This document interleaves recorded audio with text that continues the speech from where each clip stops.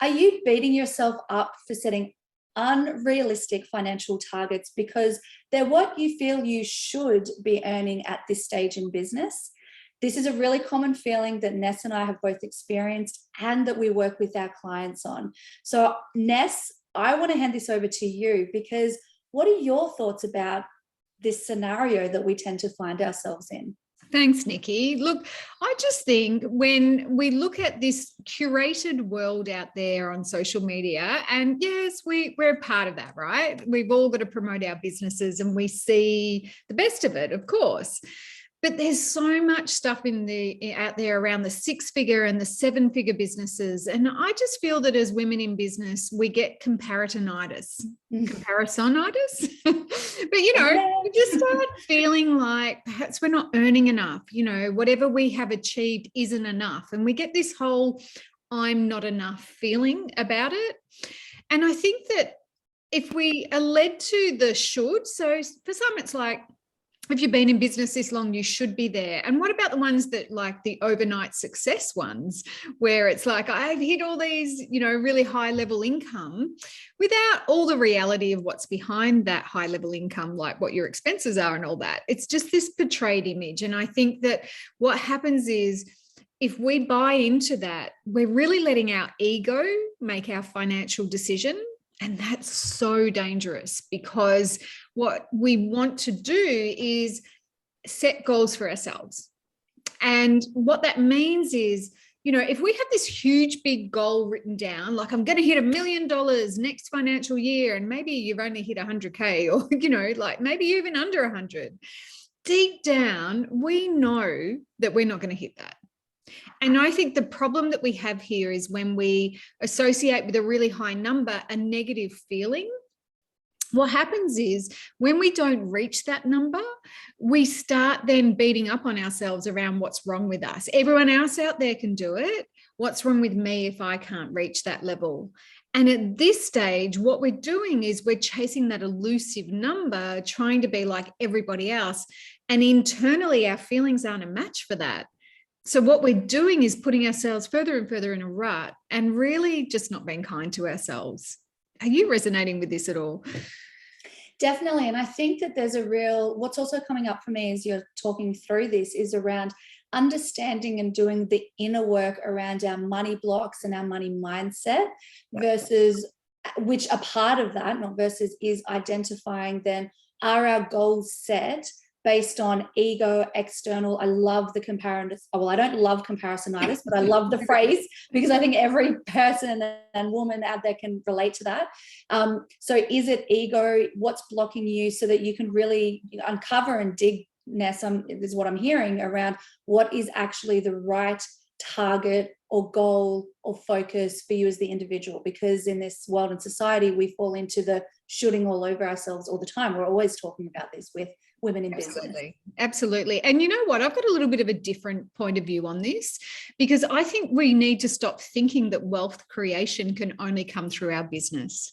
So if we start buying into these big figures and saying, well, that's my goal because there's other people out there who have been in business as long as me and I should be at that level, it's really time to step back. And I think we've got to look at the picture around what do we need, want, and desire in our lifestyle, in our world. And that's our family unit, the way we live our life.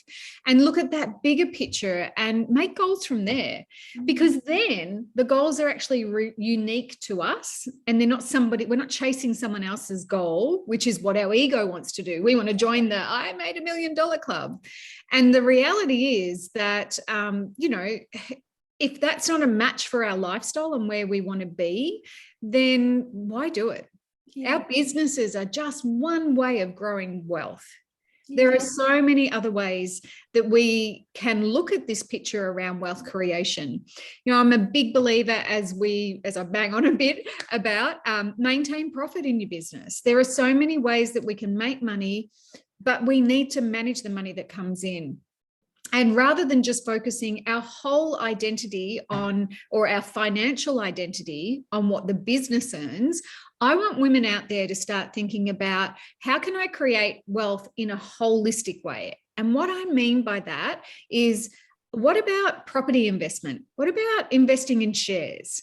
What about leveraging your income beyond just your business? So we're not just then solely focused on the business and the way business brings in money. We're looking at that bigger picture around, okay, well, if I have more profit and more for me, what am I doing to diversify where I'm earning my income from?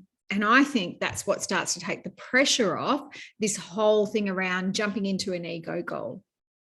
Yeah, So, I really love that. well, actually, Nikki, I wonder, is there a time, because we've had businesses of our own before business together, Yeah. was there a time that you can remember where you had like an ego goal and Yeah. what happened for you? Because I know there's a time I can remember for me. Yeah. So share with the ladies about yours. I think there's a few times, to be honest. Let's just get that out of the way. So for me personally, this was absolutely, there was a tipping point in my business where I was very successful doing what I was doing. And there was an opportunity. I could take the business in a couple of different ways. And I found that there was a lot of almost pressure or questioning, and perhaps it's questioning and I took it on as pressure, around how will you continue to grow your business, i.e. will you get trainers? It was very, I did sales and leadership, coaching and training. Will I get trainers to be able to deliver the evergreen methodology? All these amazing ideas. And I mean, I guess in reflection, again, sometimes the pressure we put on ourselves, the shooting we put on ourselves, we take that on, subconsciously. But I realized that, yeah, I could have pushed my turnover to, $1 million or whatever it might have been by expanding my team. But that wasn't the business that I wanted to create. I actually wanted to keep it just me. I was, hitting multi-six figures, which I was really comfortable with. I was getting creative with how I could grow that revenue, but I had to be really comfortable with the fact that it wasn't going to be $1 million business per annual turnover. And that was a big process for me because I felt like I should push it to over $1 million. But the pressure that I didn't want that. I didn't want a team. I didn't want to, go through all of that. So I guess that's probably the biggest example that I have around understanding and accepting. And I think the process around going, I'm okay with not having my identity wrapped up in a big business, because this business gives me the lifestyle and freedom for my own definition of lifestyle and freedom that I want. And there's lots of people out there that have different versions and variants of this, I guess. No one style of business growth or wealth creation is right for every single person. You've got to identify and find that for yourself, because I love what you're saying there, Ness, around what I'm hearing is get creative in how you build wealth. It doesn't mean you're saying no to the $1 million as an example, but maybe it doesn't have to just be from your business that you hit that. What are the other kind of ways and cool ways? So I would love for you to dig a little bit deeper around that and share, when you talk about this, what could some of the other possibilities and options be? Because I know you've expanded my mind so much in this space, which I'm very grateful for.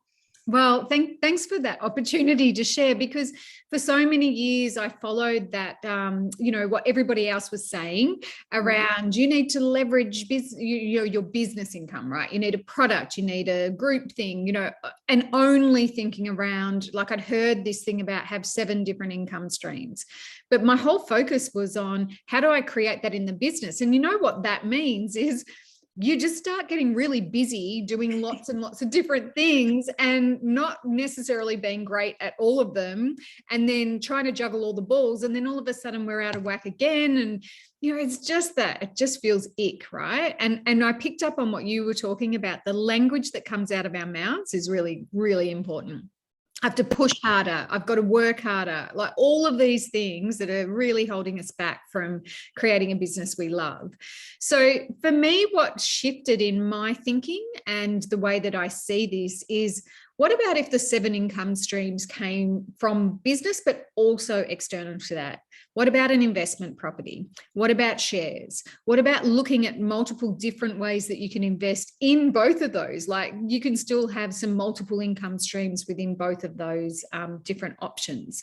So what I really think is that we need to be looking at a bigger picture. Stop comparing, stop shooting all over ourselves, and start taking a bit of a different view. For sure. I think a really good actually exercise for anyone that's watching is write down what you think your 7 income streams could be. Because I know when I first started leaning into this space and thinking about wealth creation beyond just my business, I really struggled coming up with 7. Whereas now, you know, I know clearly what my 7 income streams can and will and are and will be. And I think that can help really identify a gap. If you can't come up with what your 7 are, that's okay, because how amazing that you know that now. Yeah. This is the beginning of that thinking. And if you're already across this, it might be stretching, you know, what's your next level of stretch around this. So that's a little top tip that I would give there as well. Great tip. And look, oh, you go. Sorry. You go. I was just going to sort of wrap up this conversation and just say that if this is something that has really kind of grabbed your interest or it's really resonating with you, and as Nikki just said, you might be going, oh, that's interesting, 7 different streams. I can think of 3 and that's it. We in our mastermind coming up on the 5th of April are doing a strategy day, and I'm going to do a deep dive into this. So if this is something that you want to explore further for yourself, please reach out, either send us an email, DM us, wherever you're watching this, get in touch with us and let's just start that conversation so you can start to move away from comparisonitis and feeling bad about yourself and really start to move towards wealth creation by thinking of things and seeing things differently.